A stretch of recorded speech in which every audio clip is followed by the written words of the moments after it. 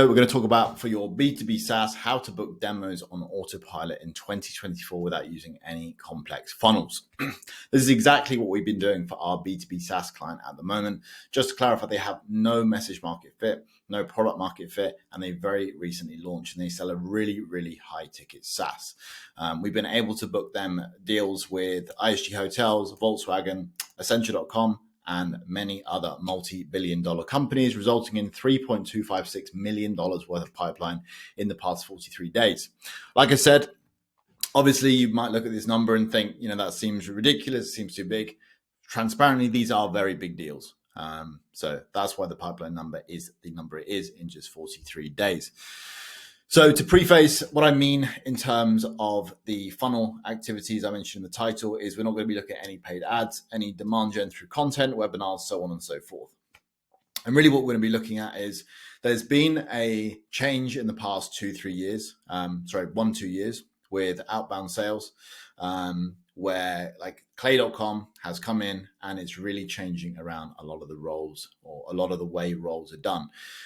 Primarily that role is the SDR role, where nowadays it's more the case that they shouldn't be focusing on top of funnel email so much. It doesn't make sense because like beforehand they were doing research, they were manually reaching out by email, they were also doing cold calls, and that whole top of funnel email really should be done by an automated system, which is exactly what we've been doing for our B2B SaaS client and exactly what I'm going to be showing you how to set up today. Just to clarify as well with what I'm saying there, so like it's obviously still incredibly useful to have SDRs. There's by no mean saying that you shouldn't have them. They're absolutely still necessary. All I'm saying is it makes more sense to have your SDRs focus on more account-based marketing motions and be on the phones rather than having them drive full top of funnel through email. Like it just doesn't make sense to do it that way around. So this document really isn't about Clay. Of course, it will touch on Clay, it will highlight Clay, but it's not about Clay. And before we get into the video, if you're unfamiliar who I am or you've never seen me before, my name is Jack Hayward. I am from the United Kingdom, if you can't already tell by my accent, but I'm currently living in Tallinn, Estonia. And for the past 2 years, I've been helping B2B SaaS companies to automate their customer acquisition using the exact system that I'm going to share with you today. I also consult over 500 B2B businesses on installing these systems and copywriting and Outbound and Clay as a separate thing as well. So this process will be effective regardless of the stage of your SaaS. If you currently have great message market fit, great product market fit, of course, this will work extremely well. But also, if you're just trying to validate your message market fit or test message market fit, this will also work extremely well.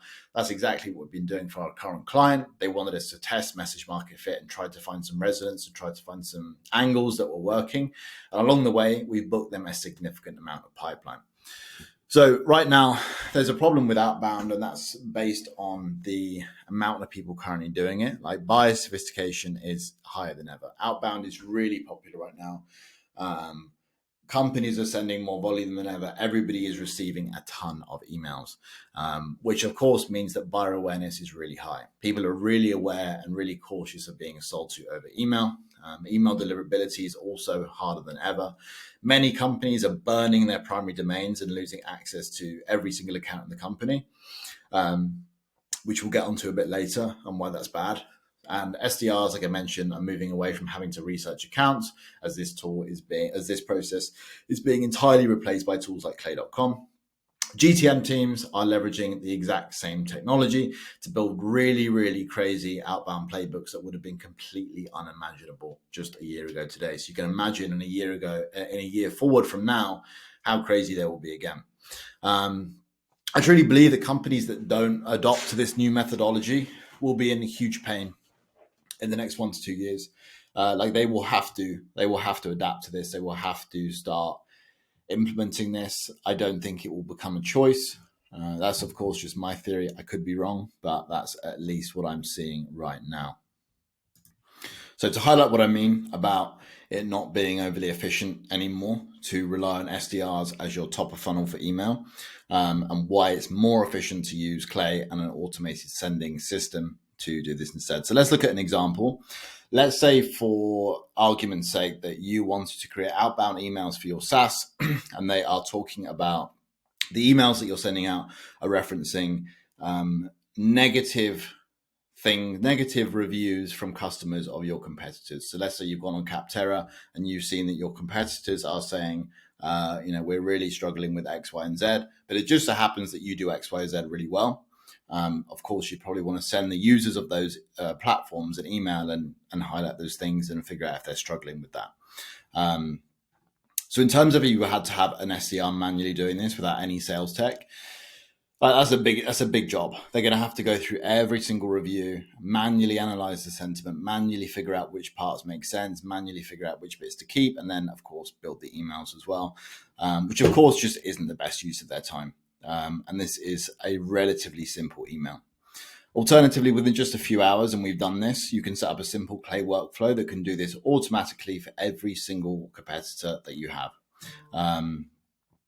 It's really, really powerful stuff. And that was one of the main drivers that we used for this campaign that we built for this SaaS. So I'd really recommend, if you do have strong competitors, that you run through this workflow as well. So maybe you've never heard of Clay.com before.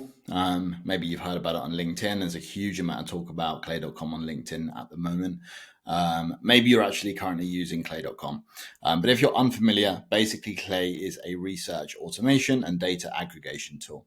And if that means nothing to you whatsoever, in layman's terms, basically Clay is able to automate previously tedious sales tasks. So you can connect with any sales tools, you can connect with APIs, you can put in like any information about companies or like weather data. If you're running like roofing companies or whatever, or storm companies, you can, like we said, analyze reviews. You can analyze company descriptions, hirings, what they're hiring for, their job descriptions, like anything you can imagine, you can pull it in and then build data and build emails based on that. So it's really powerful. But just to give you some ideas on the kind of things that you can say or you can build in Clay. So for example, if you wanted to score your entire TAM based on various factors. So we had a client where we scored 100K leads based on things like, do they have certain features on their website? Do they have a booking system? Do they have login options? Are they currently hiring for exposition? Whatever it might be, like tons of things that if you were to do it manually, again, it would take you so much time. We were able to build this out for them using Clay. You can, again, of course, get really granular with your searches. You want to find a list of first-time founders of SaaS companies who often discuss sales on LinkedIn. Maybe they went to Harvard University. They have an average order value of 5,000 plus, headcount grow to 20%, blah, blah, blah. And maybe you wanted to also find out if they're running any video advertisements. One other thing as well with video advertisements is you can get Clay, or you get AI in Clay, to take a screenshot of the video ad, and it will talk about the content. You can, as a human, if you saw a video ad and you wanted to talk about it for your offer, you might say, hey, I saw your video ad about so-and-so summer fragrance or something of that nature. And you can do that with Clay and with AI in Clay, which goes to show is really, really powerful stuff. Now, this is my favorite Clay play of all time, at least at the moment. I think it's really powerful. And I think every business, as long as you're getting traffic to your webpage, should be doing this. So essentially what happens is, this is also using another tool, but basically what happens is it'll detect a visitor on your website, and then that visitor will go into Clay and it will have their name, their email, and their LinkedIn. And from that, we're going to first check, okay, should we even think about talking to this person? So obviously if they're a current client, if they are on your do not contact list, things of that nature, you probably don't want to talk to them, so we just don't worry about it. But if you do want to talk to them, then we want to figure out automatically, are they in your ICP? So then we look at like technographics and firmographics to figure out, are these people in your ICP, and do we want to talk to them? Again, if that passes and you do want to talk to them, then Clay again will go ahead and build a custom email based on whatever it is you want to talk about and how you want to send that email to them. Of course, it's different for every single offer. But Clay can do that, and then it will send a end-to-end. Someone would visit your website. John Smith will visit your website. let's say he's in your ICP, and then within 10 minutes, he'll receive an email from one of your sales reps. Of course, that's done automatically.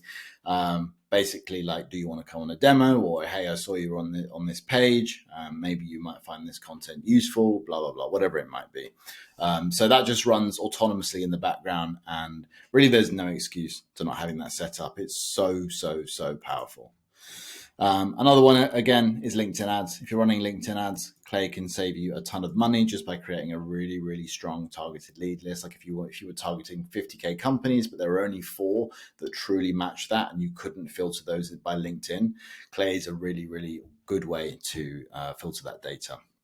So often the question with Clay isn't what can it do, it's what should I do with Clay? And this is where most emailers go wrong and most sales teams go wrong with Clay, is where they get overexcited and they're presented with all these things and they just shoehorn in a bunch of random personalizations and elements that just don't make any sense. So what I'd really recommend you do is just to think about your offer and target market. I imagine you probably have a very clear identification of your ideal customer profile, but you probably don't have that good of an idea, at least not in my experience. I have seen companies don't tend to know what is that ideal customer situation. So that might be like, what are the real triggers? What are the real identifying things that show people are in pain, that they would need your solution? And that might be even things by like certain emotions they're feeling. That might be certain technology they're using. That might be a certain firmographics or technographics about their company, whatever it might be, a bunch of different things that are really, really useful to think about. When you nail these and when you really understand them, your emails will start to build themselves. So good places to get this information would be sales calls. Always really, really good. Just analyze and listen to what people are actually saying and see if you can make any kind of correlations between the data. Of course, if you were doing customer interviews, really, really powerful, really powerful. If you're not doing customer interviews already, I would highly recommend that you do. Make sure that you're building them properly and efficiently. Otherwise, you're wasting your time and the information will be wrong. But here we go. So here's an example of how that information might end up looking. So maybe they use HubSpot. Maybe most of the companies have over 1 mil funding in the past 6 months. Maybe their websites tend to mention certain wording like innovation. Their sales headcount has grown by 10% over the past 3 months. Maybe like 70% of the companies had this stat. Maybe they're all hiring for a CRO, for example. Maybe their social posts mention certain things. So when you start doing this, you'll notice really interesting patterns and themes within your customers. And that is really, really powerful in messaging, because then you can go from like this surface level email to creating an email that's actually talking to that person in the pains and the voice in their own head. It's like, wow, this solution is just for me. And that's really how to build the really, really high resonance emails. So of this information, some of the things, of course, won't be publicly accessible. Like if you're saying these people are fearful of X thing, obviously we can't really find that publicly, but there'll be lots of things that you can. So these examples here, of course, are pretty much all publicly accessible. In fact, they are all publicly accessible. So what I would suggest you do is go through your list of things and then just pick out anything that's publicly accessible, or highlight it, however you want to format that. And then from there, you can start building your emails. So what we're going to do is we're going to build out 5 different emails. And then these emails will test kind of core concepts of your offer, core concepts of different pain points, whatever it might be. You're just testing things that are really going to move the needle. Like it's pointless if you're going ahead and testing CTAs and different personalization elements. It's not worth your time. So like lead magnets, pain points, offer, like the way you position your offer, whatever it might be, whatever makes sense, just make sure you're testing things that are actually going to move the needle. So you're going to write 5 of these. We'll just write one quickly together just to show you that when you have the data, it's pretty easy to do. But you'll write 5 of these, and then I'm going to show you how to get that data into your email sending platform, and we'll go through everything from there. So I think the easiest way is if you just take like your list of things like that. And then, of course, you don't have to follow this structure, but it's here nonetheless. So then we put that in there. And then you'll see that the email should be much easier to write than if we were just trying to write emails from blank, because we have no data and no information. So we can say, let's say they're called, hi, John. and then we need reason for reaching out. So we can say like, let's assume, because obviously this offer is entirely made up. So let's assume they're running sales analytics automation for HubSpot. I don't know if that makes any sense at all. Like I said, it is completely made up just for the example. But then we could just ask, okay, so maybe it's easiest to start with a pain illuminating question, and then we'll go for a reason for reaching out after. So the pain illuminating question might be simply, how are you tracking your analytics within HubSpot? And obviously it doesn't have to be perfect the first time, and then we can go back in and change it. So now we need a reason for reaching out. So if we put sales teams, analytics, and then maybe we can, reason for reaching out is like, so they hired some people. You recently hired James Smith and Sarah Duncan for sales roles.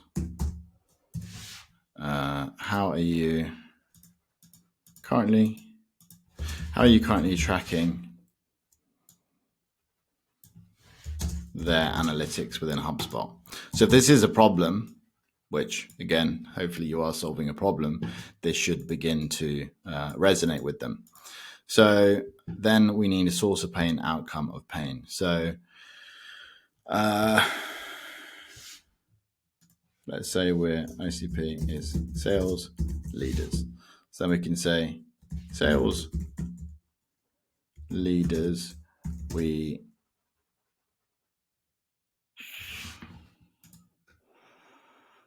might they be doing?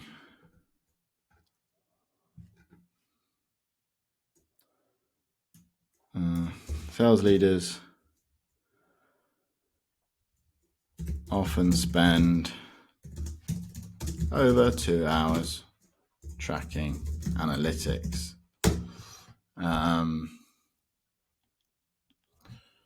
This probably isn't your favorite task. And then what outcome might that have?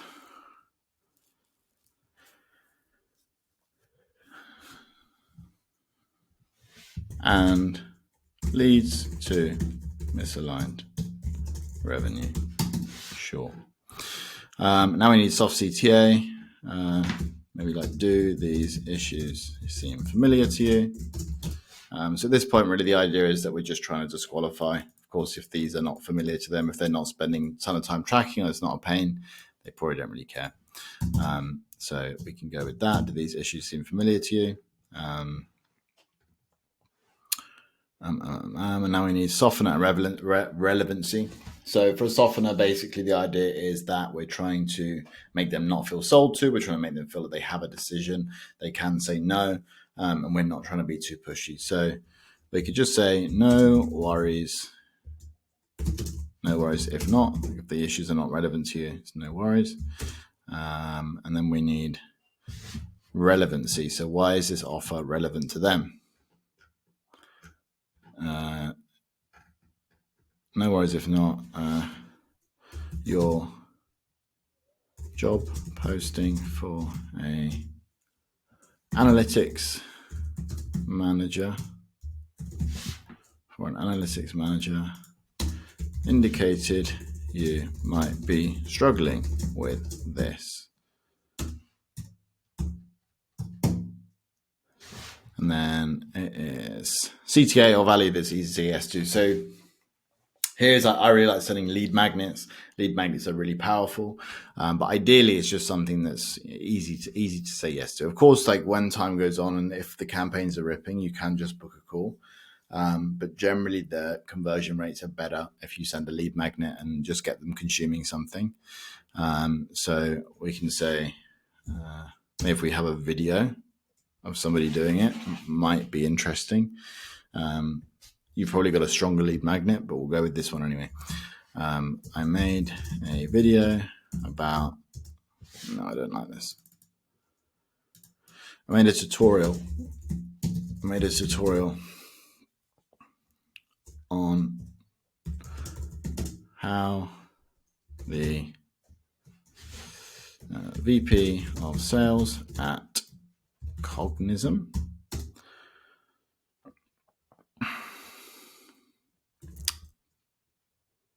tracks their team's analytics in under 30 seconds. Mind if I send it over?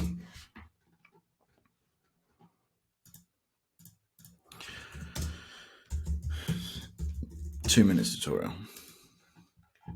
So here, like, this is actually a pretty fine email.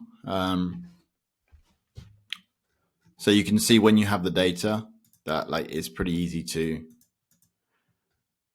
start writing. Like, if you were to try and figure this out from scratch, you would have no idea about any of these things. And yes, like, okay, is this email a bit long? Maybe. I also don't really care about long emails. I know a lot of people say, oh, they must be under X amount of words, blah, blah, blah. I tend to disagree. I think that's a good general rule, but I think you can break that rule, and I do break it. I sent an email the other week that had over 200 words. It was a follow-up, but that worked perfectly fine. It actually worked extremely, extremely well. We moved it up the chain. But as you can see, the key to long emails is just making sure that every single thing is relevant. Like, all of these things are relevant. There's nothing in here that's not really relevant. So this is fine. But basically what we want to do now is, okay, you now have your email 1 and then an email 2. You might want to take the same structure, but you might want to test, let's say, maybe you want to test a different pain point, or you might want to test a different lead magnet, something that's really going to move the needle, for example. So you want to do that until you have 5, and then you're going to have emails ready to, not ready to send because we need to build the data, but you have emails that you need to think about. And my advice is, when you're building these emails as well, don't worry too much about thinking like, I don't know how to get this data, I don't know where to get it from. We will sort that all with clay.com. So for now, just write the emails and just be as creative as possible, and just make sure you're using those publicly accessible intents that we wrote down from earlier. So now we've done that. Of course, you're going to want to start figuring out, okay, where do I get this data from? You now have your 5 emails. Now you need to think about the data. So for example, if you're using HubSpot, or you're looking for people that are using HubSpot, you probably want to use something like Built With.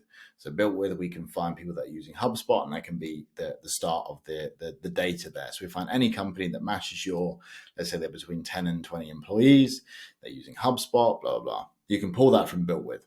And then when you have that data, just in that example, we can then go into Apollo, and we can pull in, you can come into here, include, exclude list of companies, and you can just copy the list of domains from Built With into here. So once you've got that, then of course you want to do your job titles, so whoever you want to talk to, and then you want to export this full list when you're happy with it. So again, I'll just run through quickly here some different data sources. If you want e-com leads, you've got store leads, and Ocean is also pretty good for that. Service-based businesses like marketing agencies or design agencies, software companies or software development companies would be Clutch. Of course, specific technologies would be Built With or Wapalizer. I prefer Built With personally. And then just generalist, all-encompassing, SalesNav, Crunchbase, Apollo, and Ocean. Quick side note on these is that you will be able to get this data from some of these places as well. That just comes with time and experience. But like, for example, Apollo does have a tech stack filter. But personally, I choose to use Built With still anyway over Apollo for tech stack, just because I don't know how often Apollo updates their Built With data, because they get it from the same place, but I have no idea how often they update that. Cool. So now you have your list of prospects. You've exported them. Great. Fantastic. Now you need to verify their email addresses. And we want to make sure that anyone that didn't have an email address on Apollo and it's not verified, we want to be able to find those. And also there's going to be a bunch of data that you weren't able to find. That's completely fine. This is what we're going to use Clay for. Just a quick side note as well. If any of you are running any kind of company, but if you're a B2B SaaS and you are running cold outreach or sending any cold outreach at all from your primary domain, so like if your main domain is Microsoft.com and you have your sales reps or your founder-led sales, whatever it might be, and you're sending cold emails from that primary domain. So if you're John, you're sending john@microsoft.com. Like that is so bad. And if you take nothing else away from this video, I would highly recommend that you stop doing that, because what essentially will happen is over time you will burn your domain. You will get hit with spam complaints. That's an inevitable outcome. And when your domain gets burned, if it's a throwaway domain, you don't really care. You just replace it. But if it's your primary domain, like you've lost it forever. Like your website will still work, but your team will not be able to send any emails. No one will receive your emails. Every email will go to spam. So you won't be able to do client communications. You won't be able to do accounting, anything of that nature. Like your emails are just broken, permanently broken. So I would really recommend, if you take nothing else away from this video, please, please, please do not send anything from your primary domain. Anyway, to build this data, we're going to leverage clay.com. Of course, clay.com is completely changing the game for outbound sales with email and also phone too. They have some really good phone number verifications and can build things, lines and whatnot, information, data that you can talk about when you're on the phones with people without having to research that manually. So if you do want 3,000 free credits, if you haven't tested it already, there is a link in the description which you can use, and that will give you 3,000 free credits when you sign up to any plan. The free trial plan gives you like 1,000, and that's perfectly fine to use. Test it out, see what you think. It's really, really powerful stuff. If you do have any questions, just let me know. Be happy to help. So what we want to do is, let me show you very quickly some different ideas about Clay. So I won't go into too much detail. I'll probably make a separate video on Clay entirely because there's a lot to go through. But for example, you can build in Clay tables of information. And those tables of information, it's basically like a no-code tool. So you can have it doing different things sequentially. So for example, here is a CRM re-engagement. So what we do is we import old data from the CRM. As you can see here, CRM email, LinkedIn, last spoken date, and then we can use AI and Clay's tools, anything we want to manipulate that data. So for example, here we have the reason we've extracted, the reason that the deal was lost and the last time we spoke. So then we can go ahead and, if I can find it, full sequence, like we just build a line that says, hey, we last spoke in January about you using smart contracts in real estate, blah, blah, blah. Of course, it's dependent on your notes. But yeah, so you can build out a full email essentially, or a full line that you can just automatically send for clients, send to your lost CRM deals automatically. And I highly recommend doing this. We booked 15 demos for a client from 160 something CRM leads that they just were never using. One other thing we do in here is, of course, if it's old CRM data, we want to re-enrich that and make sure those people still work at those companies. So we just go through here. We have a validation sequence. We're just making sure that we find everybody's email address. And then in the end, here we have 6 email addresses total. So the other one, either we won't be able to find or they didn't work for the company. And then there's also a step at the end where it will do some research. So it's just going to figure out like, okay, this is our offer. This is their offer. This is what happened last time. Is there anything else we can do to help, or whatever it might be? And that will build that out for you. And you can just send these automatically. Bunch of other things you can do. I won't go into too much detail here, but essentially this is the competitor analysis workflow that I mentioned. So it's going to look on Trustpilot, G2, and Capterra. It's going to automatically scrape the top 5 likes, top 5 wishes, top 5 dislikes, and the top 5 problems solved that of your competitors based on their customer reviews. And then you can see out here, it will give you a response, like what people think. And this is like direct user feedback as well. So this is really powerful for email campaigns. We use this a lot. And then you get a full report, so comprehensive report on Gong, and it will tell you their strengths. It will tell you their areas for feedback, whatever it might be. So where this is really powerful is if say you're a competitor of Gong, or you're a competitor of Apollo, for example, whatever it may be, you can then run this table, you can figure out what they're doing badly, and of what they're doing badly, what do you do well? And then you can build emails based around that, based on users to that of that platform. The same example I mentioned earlier. So then we go ahead and we just create some questions automatically using AI based on the information. So these aren't great questions. Like, they're decent in terms of content, but the way they're framed isn't ideal. But it does give you some real good context based on like what users are actually saying. So are you finding it challenging to track communications across multiple deals without feeling overwhelmed or missing critical details? And then we also have a problem statement. So again, as we did in the copy, it will help you to create some more lines there, give you some ideas based on real customer data. So customers we talk with who can't track communications across multiple deals often find themselves overlooking crucial opportunities, resulting in missed revenue potential. So really, really powerful table. But that is just a quick overview of clay.com. Okay, so now you have your data, you've done everything in Clay. Again, if you have any trouble, just let me know and we can figure it out. But now you're going to want to build infrastructure. Like I said, you don't want to send from your primary domain. So we now need to build infrastructure. And the infrastructure you will build is able to send 1,000 plus emails every single day automatically with really good emails that are the same, if not way better than your best SDRs will have been sending before. So what we have to first do is purchase 10 lookalike domains. You can use Cloudflare, Porkbun, or GoDaddy. And what you want to do is use prefixes and suffixes to match your primary domain. So if you're Microsoft.com, your new domains might look like this. GoMicrosoft.com, GetMicrosoft.com, WeAreMicrosoft.com, blah, blah, blah. Doesn't really matter what they are. Just make sure you don't use numbers. And then from here, then you're going to want to go to either Outlook or Google or both for each one. And you want to set up email accounts for all of them. If you need any help setting up email accounts, of course, this isn't the video for that, but send me a message and I will be able to help you out, be able to put you in touch with people that can do it automatically. Or if you want to work with us, we handle everything for you anyway, so you don't need to worry.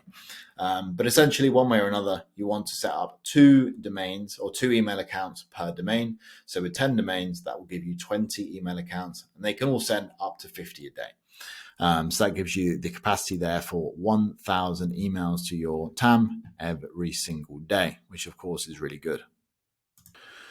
Okay, and then when you have your email accounts created, you'll need to sign up for SmartLead. SmartLead is basically a cold email sending platform. So you can sign up there, you can import all of your email accounts to it, and then it will handle all of your sending times and follow-ups and everything. You can see your emails, your master inbox. So when you've got them imported, you'll see them all in here like this, and where they came from, different types. So you'll want to make sure that you warm these email accounts up for 2 to 3 weeks. I won't go over warm-ups or anything of that nature or anything email tech, but just to give you a warning, you really want to make sure that you warm these up for 2 to 3 weeks. And then you have them now all in SmartLead. Let's say 2 to 3 weeks have gone and you're ready to click sending. So what you'll need to do is create a campaign in SmartLead, and in here is what you want to do. So when you export from Clay, each column name will be something that you can use in this email. So let's say it might be like, in fact, let's take the actual email. So it may look like this in Clay or in SmartLead. So you do this, where this would be like sales hires. So this would be like a column on the CSV taken from Clay. Hiring for, and then we can put here hiring for. Again, that would be something that we take from Clay in the CSV. Perfect.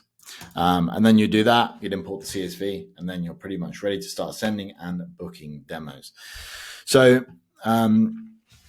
if, for example, you're watching this and you're thinking this seems like a ton of work, it can be, and it is, and there's a lot to learn, but it's well worth it. So if you want to work with us and we can handle the whole system for you. You don't need to worry about anything at all. Or you want us just to set the system up for you and maybe get you off the ground running with a few emails, that's perfectly fine too. Just send me an email, comment on this video, send me a message on LinkedIn, or visit www.studionovus.com, which is here. Book a call and we'll just have a chat, see if it's a fit, see if it's something that we can help you with, and we'll take it from there. But any other comments for future videos, any ideas, anything you're struggling with, just let me know and I'll be happy to make a video. Thank you for watching.